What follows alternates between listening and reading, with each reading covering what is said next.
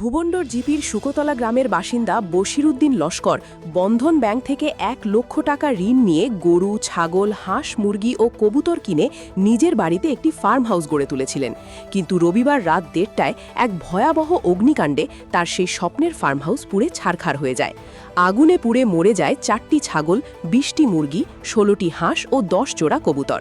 এছাড়াও আগুনে মারাত্মক জখম হয় ৩টি গরু ও ৪টি ভেড়া। আগুনে পুড়ে যায় একটি স্যান্ডেল তৈরির মেশিন, ৩০০ ওয়াটের একটি সোলার প্লেট, ১২ বস্তা ধান, ৫ বস্তা গোখাদ্য, ৩ বস্তা মুরগির দানাসহ প্রচুর অন্যান্য সামগ্রী। ঘটনায় বশিরউদ্দিন লস্করের ব্যাপক ক্ষতি হয়েছে। তিনি সরকারি সহায়তার আবেদন জানিয়েছেন।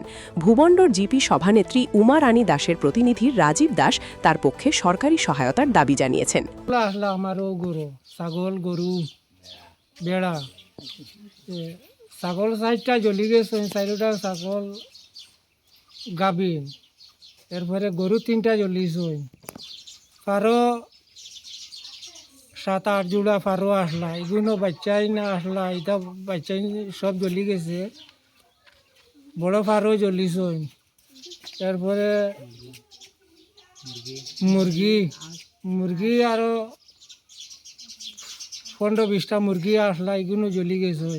এটা ডিম আসলো, ডিম ফাড্ডাও আসলা, মুরগি আঁশও আসলা, হয়তো দেখিলাইন হোক ডিবির মাঝে আঁশর ডিম, মুরগির ডিম আছে, জ্বলি গেছে গিয়া। গরু 3টা হয়তো 2-4 দেখা যার আনছি, আর একটা রয়েছে।